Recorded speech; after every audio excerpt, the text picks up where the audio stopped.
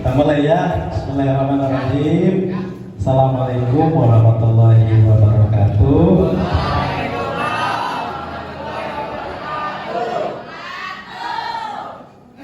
Kiranca eke beli ranginan. Mau dimakan sama soto baba. Alangkah hati kami sangat senang berdiri di hadapan adik-adik yang hebat. Alhamdulillahirrahmanirrahim. Wassalatu wassalamu ala rasulillah wa ala alihi wa sahbihi ajma'in. Rabbi shrah li sadri wa yassir li amri wahlul 'uqdatam min lisani yafqahu qawli. Puji syukur kita panjatkan kehadirat Allah Subhanahu wa taala karena pada hari ini kami dapat hadir ya di hadapan adik-adik semua. Perkenalkan ya, saya Hendra Gunawan ditemani oleh rekan saya Pak Haji Dede Supriyatna. Ada rekan juga dari mahasiswa Universitas Sainsia Bandung, Teh Nita Rismawati dan Teh Nima. Hari ini kami akan sharing mungkin ya terkait bagaimana upaya penanggulangan bencana atau mitigasi bencana atau menyiapkan sekolah tangguh menghadapi bencana. Selawat dan salam semoga senantiasa tercurah kepada Nabi Muhammad SAW, kepada keluarganya, sahabatnya dan pengikutnya yang sedianya zaman. Saya hormati Ibu Kepala Sekolah Ibu Yeni beserta adik-adik semua yang hadir. Ini kelas berapa ya? Kelas berapa? Ya. 10, 11. Ya. Sebelum kita mulai, saya mohon ada pengantar ya dari Ibu Kepala Sekolah terkait kegiatan pengabdian masyarakat dari dosen Universitas Sainsia Bandung. Kepada Ibu Kepala Sekolah, Ibu Semangat.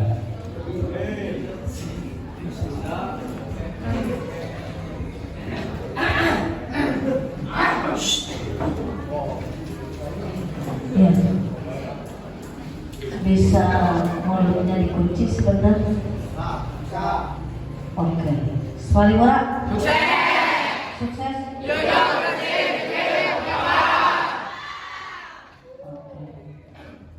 Itu jadi slogan Muhammad. Ada banyak dipakai. Saat ada yang berbicara di depan, kalian cukup banyak. Terima kasih. Bismillahirrahmanirrahim. Assalamualaikum warahmatullahi wabarakatuh.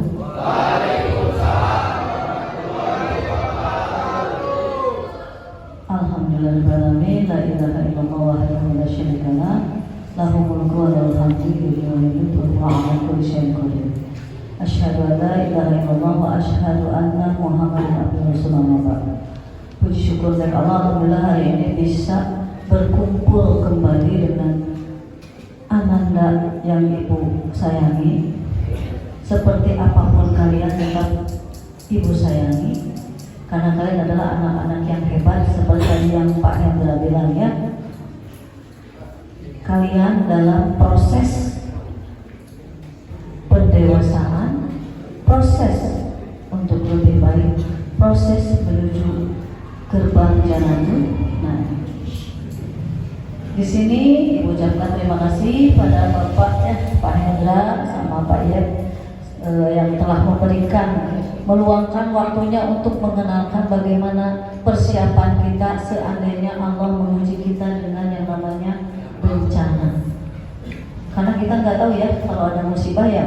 Kalau tahu kalian sudah sore semua ya, sudah sholat tepat waktu, puasa, tidak usah bohongannya, betul?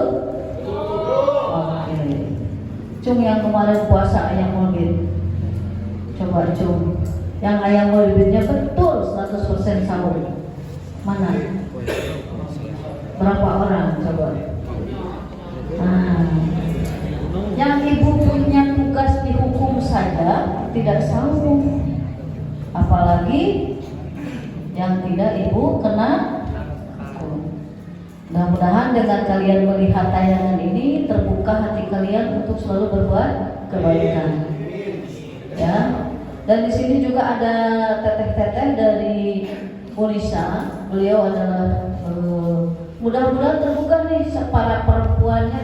Sebetulnya walaupun Unisa itu Universitas Malaysia, bukan berarti perempuan semua yang kuliahnya. Ya, ada laki-lakinya karena seorang yang bisa di bidang kesehatan itu bukan perempuan saja, ya, laki-laki juga bisa. Di sini beliau di bidang studi keperawatan, ya. Nanti bagaimana beliau menjelaskan kalau kuliah di Unisa seperti apa, ya. Mudah-mudahan untuk kalian itu jadi termotivasi ingin dilanjutkannya sekolah. Tidak hanya cukup berpikir udah mau kerja, nggak apa-apa harus kerja, ya. Cuman tidak memutuskan yang namanya ilmu pengetahuan. Sekarang saya tidak ada biaya ke depan, dan sekarang tidak ada jadi masalah kalau kita nggak ada biaya karena ada program ya siswa. Yang penting satu ada keinginan, itu ya. Dan mohon dijaga ketertiban, ya, tidak gaduh.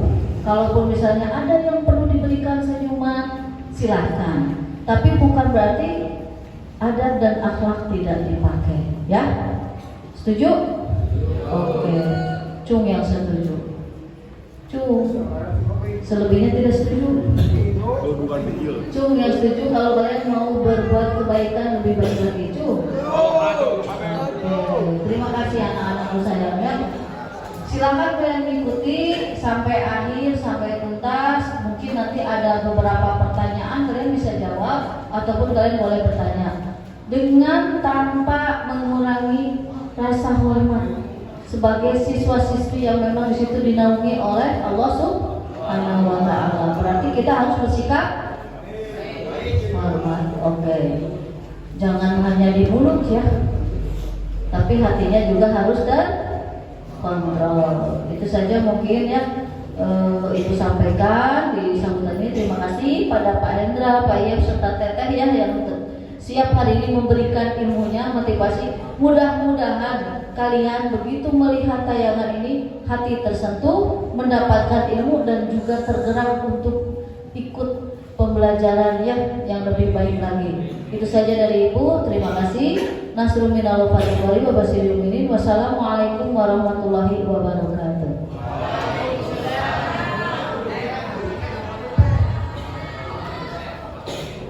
Terima kasih Ibu Kepala Sekolah atas sambutannya. Masih semangat?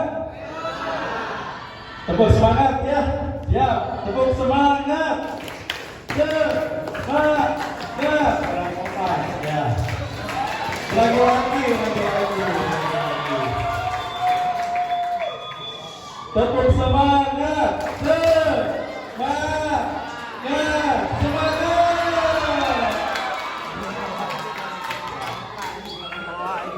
Baik, jadi ini kami akan memberikan materi dan nanti ada demonstrasi, ya.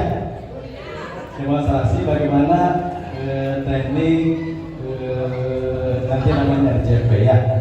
Nah, sebelum kita mulai acara inti, mohon adanya mungkin sekitar 5 menit, ya, mengisi pretest disertai dengan mengisi daftar hadir, ya. Kalau sudah beres pretestnya nanti bisa disampaikan dari belakang ke depan, nanti ke sini aja, ya, atau ke sini, gitu, ya. Mohon dibantu Teh kita. Mohon diisi daftar hadir dan pretestnya. Pretestnya bolak-balik 10 soal, ya.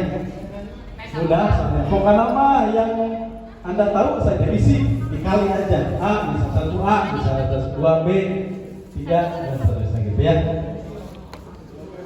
Silakan diisi. Kalau sudah dikumpulkan dari belakang ke depan, ya. Yang sudah menerima silakan isi, ya. Silakan isi.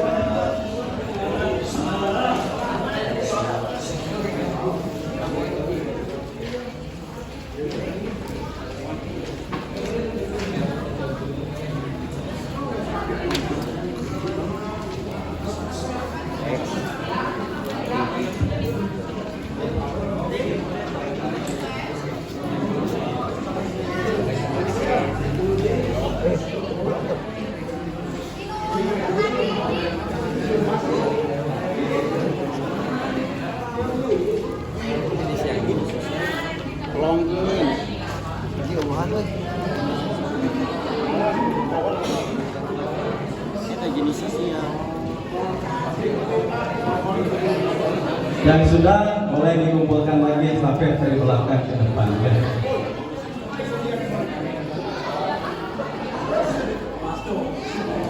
Jangan lupa isi daftar hadirnya.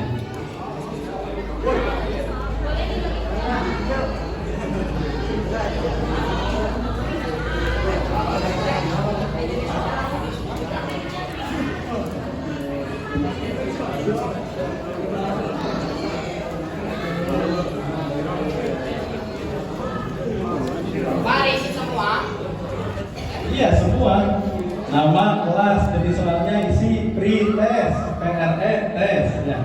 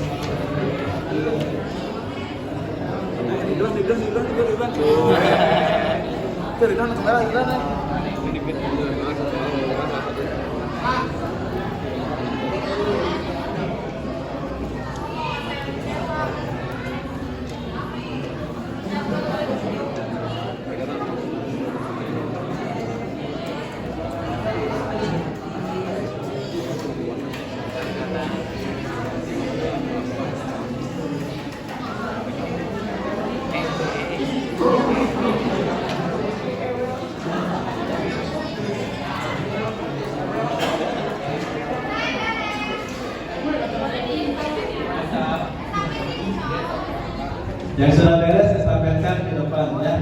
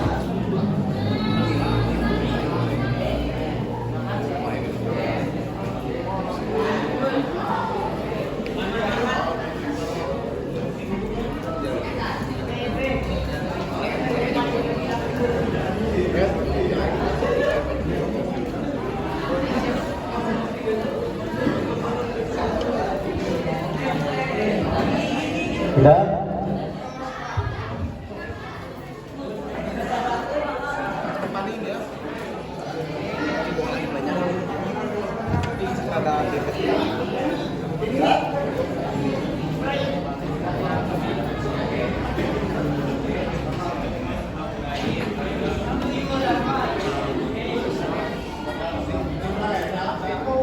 perempuan sudah semua?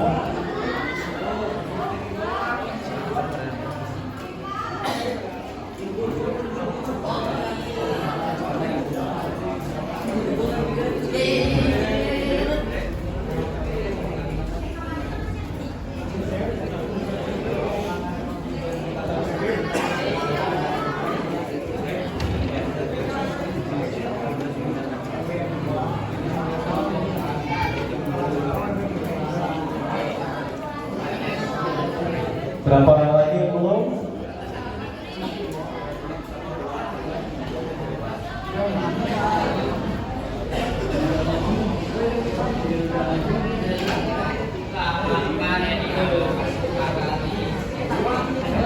Bapak nantinya diisi ya.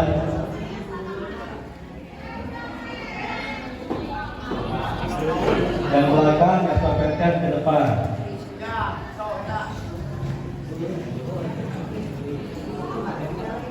Sudah?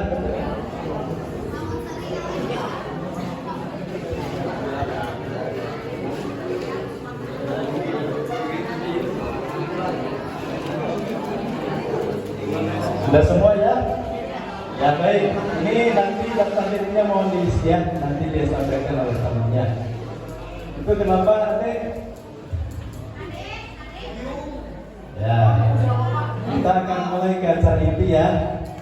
Acaranya kita mulai dari penyampaian materi oleh Bapak Haji Yep Dede Supriyatna BSN RS kandidat PhD ya. Beliau sekarang sedang studi di Malaysia, program studi keperawatan S3 ya. Mudah-mudahan sebentar lagi beliau akan selesai. Jadi kalau ada yang mau menjadi perawat juga bisa menjadi dokter ya, bisa menjadi profesor. Insya Allah ada yang mau jadi perawat nggak? Bidang bisa nanti ke wisata, pariwisata nanti bisa ke Indonesia ya. Oke, untuk kesempatannya saya persilakan Pak Haji Dede Supriyatna untuk menyampaikan materi dan nanti akan ada demonstrasi ya. Mangga Pak Haji.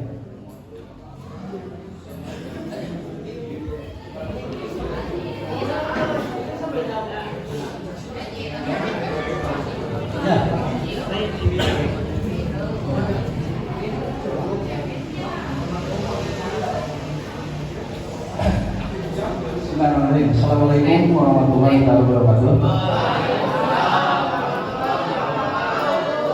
Ini informasi bagus nih. Jadi perempuan di belakang, laki-laki di depan.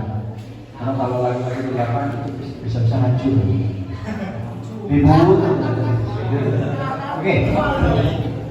Anda kan sekolah di Perserikatan Muhammadiyah. Walaupun ya mungkin tidak semua bapak ibunya juga aktif di Muhammadiyah, ada yang NU, ada yang Vertis, ada yang di mana. Jadi masalah ya. Karena Muhammadiyah adalah untuk umat, gitu ya. Jadi, nah di Muhammadiyah itu sering kita berbicara tentang ini sekolah tangguh bencana. Ya. Tidak di sekolah aja, di Universitas Muhammadiyah juga sama.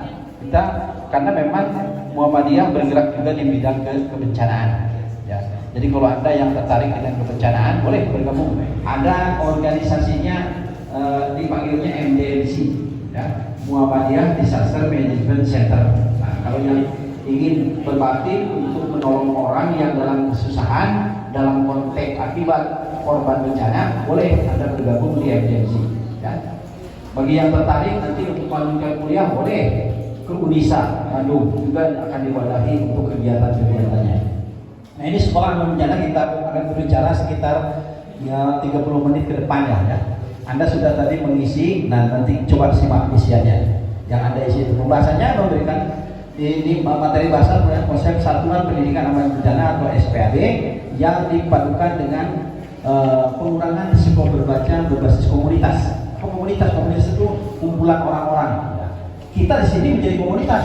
Ada laki-laki, ada perempuan, lebih dari 1, 2, 3 orang, lebih dari 100 orang. Nah, kita ini adalah komunitas. Itu yang maksud dengan komunitas.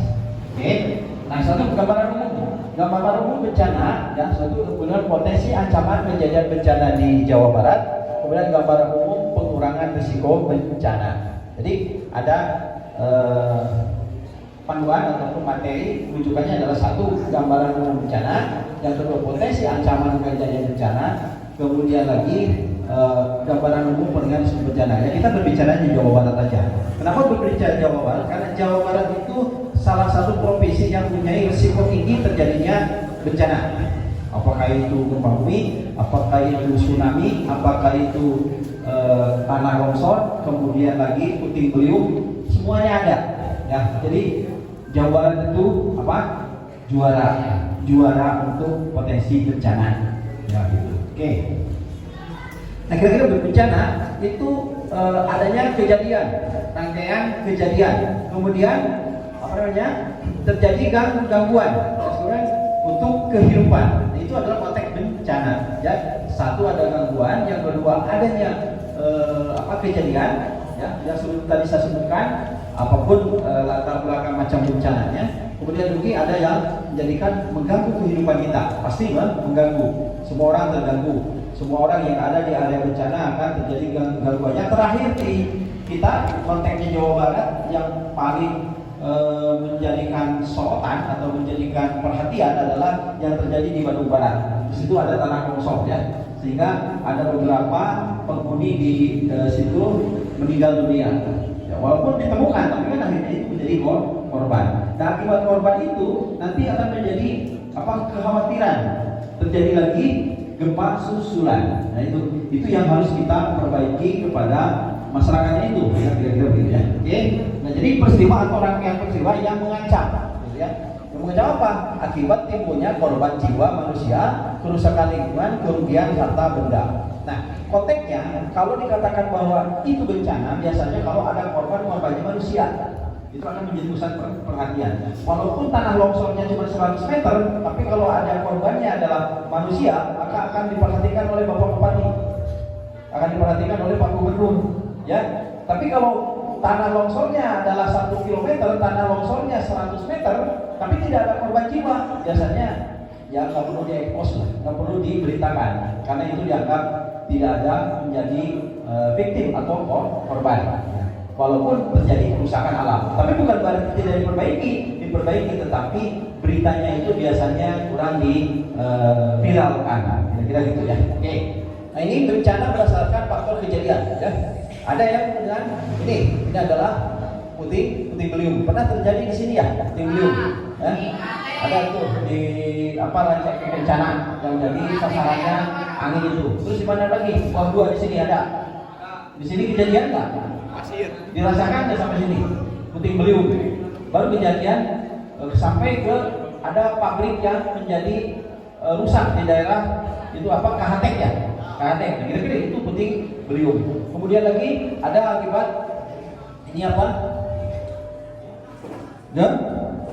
gempa nih, gempa. Nah, kemudian lagi ini kebakaran hutan. Nah, ini adalah ada akibat gunung meletus. Nah, kemudian lagi ini ini kekeringan, ya, akibat kekeringan. Jadi suhu udara tuh tadi ada sudden onset terjadi secara tiba-tiba, slow onset terjadi secara perlahan. Nah, ada yang jawabnya benar nggak? Nah, kira-kira gitu. Apa yang maksud dengan sudden onset? Kan tadi ada pertanyaannya gitu, ya. Nah, sekarang coba lihat. Terjadi secara tiba-tiba, tidak ada pertanda awal, Kemudian kalau slow onset terjadi secara perlahan-lahan. Jenisnya apa?